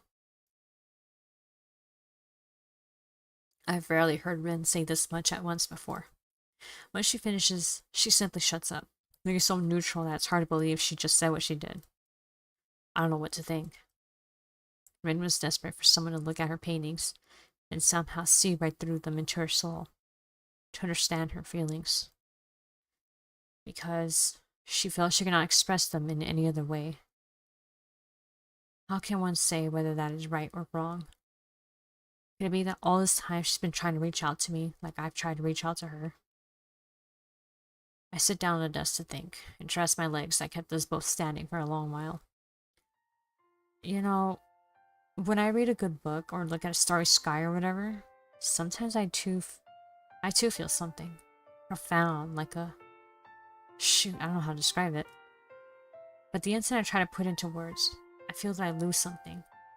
It doesn't feel as real, as true as it did inside my head. It feels a bit phony. Yeah, even what I just said felt phony. I offer a smile that is meant to be meant to be between funny and self-deprecating, but Rin doesn't react. Anyway, it might be that nobody can ever express their true feelings so that others can understand. Reality has no chance of living up to what someone has inside their head.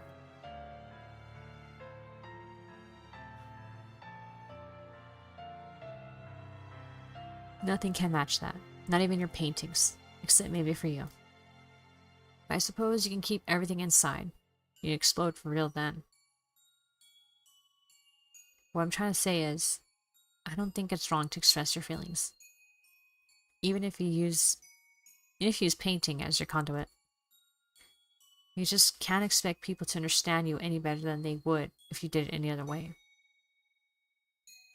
In fact, you can't expect people to understand you at all. Because everything is so subjective. You see the world the way that you do.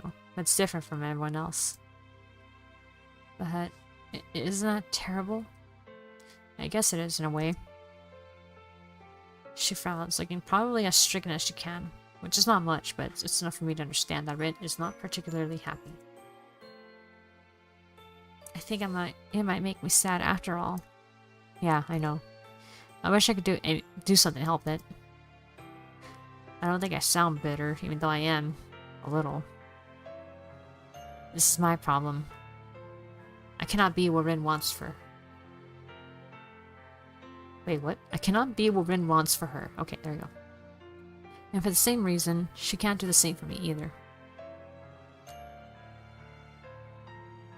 She makes a difficult face, carefully trying to pick the words she wants to say. So Rin has times when it's hard to say anything too. It can't be helped, I think. But if you say that, it makes me feel a little better. It's funny how some seemingly irrelevant things are the most significant ones at times like this. Like how Rin's voice is very, very small, but barely audible when she says that.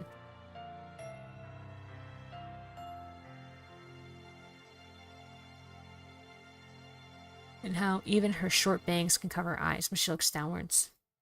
This is a really sad outlook to develop. Yeah, it is. This is depressing. And how they can't cover the deep red color rising on her cheeks and all the way to the tips of her ears. They turn to a very interesting shade of red. And deafening silence follows. It's very awkward, as if I saw something that wasn't meant to be seen, even if it wasn't on purpose. I don't know what to say to that. I keep feeling like I should know. She doesn't either. But it feels like there's no momentum to lose, even if we keep silent. Like we have some weird, wordless connection that would hold even so. Rin keeps shifting her weight from one foot to the other restlessly, looking everywhere around the room except at me. She is the one who finally breaks the spell. Can we go? I don't want to stay here. Oh yeah, of course. Where? My reply is covering my nervousness as badly as her question is covering hers. You can go wherever you like. I want to sleep. I haven't really slept for a few weeks. Feels like there's a flock of light blue butterflies inside my head. It makes it hard to think properly. The kind that you think is too blue to really exist. Like Emmy's panties this morning. What the fuck? She shakes her head, and I almost expect a couple of ultramarine colored morphos to pop out of her ears. A small smile tugs toward upwards to the corners of her mouth. That reminds me. The blue, not the panties. The word for a flock of butterflies is a swarm. I looked it up. That makes my eyebrow raise into a questioning arch. Why don't you use it then? I like the other word better. Why look it up in the first place then? Then you should use it, right? She nods and falls silent. Her gaze is keeping mine to the side, attracted by the dark orange sunlight refracting from the windows. We stay like that for a little while, me silently looking at her silently looking out of the window. Hey, you alright now? She glances at me from the corner of her eye, looking wistful again. The sunlight's reflection doesn't betray any more of her inner feelings. I still need to think about that. I want to continue this conversation, grasping at the straws that she finally revealed to even exist. But Rin is looking out the window so absent-mindedly that I know she won't be responsive in any way that would make sense. It's like some kind of defense mechanism of hers, to avoid being sensible. Her mind is like a butterfly in itself, always fluttering somewhere away whenever it's stirred. Just when I thought I could see behind her veil, she jumps out of my reach again. Maybe that's just how Rin is.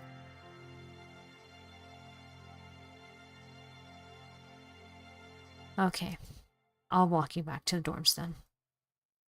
Thanks. Really. Oh man, I am so glad. Man, that felt like so heavy.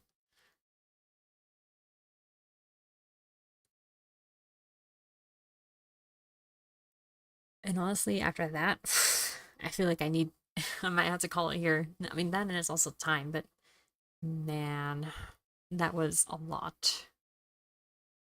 Like, emotionally, that was pretty tense, and wow.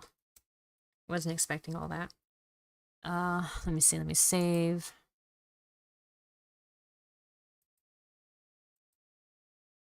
Okay.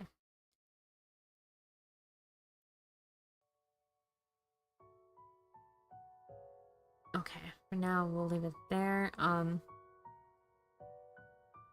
Hey, this looks pretty good. Nice little cluster of photos. It's really, really, really sad and really makes one think, yeah. It really is. I really wasn't expecting that to happen. Especially so soon, like after like their, you know, yeah, they're sexing basically.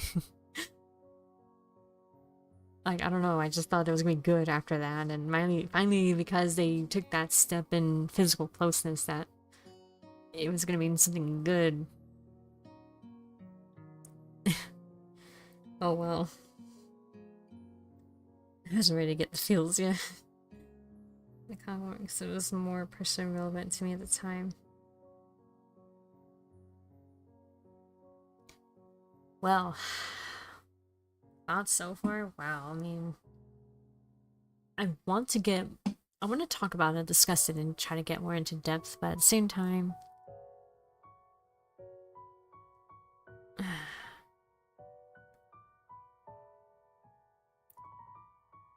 it's honestly just best to just wait on, you know, when everything is done. Yeah, I can have my thoughts and opinions here and there as it's progressing, but I feel like it'll be more complete once I finish Ren's route and I can finally compare everyone, or like talk about the roots more in a broader sense, you know, like see who did what better and all that. So yeah, or at least that's the idea. Anyway, right, we're gonna call it a night here, guys.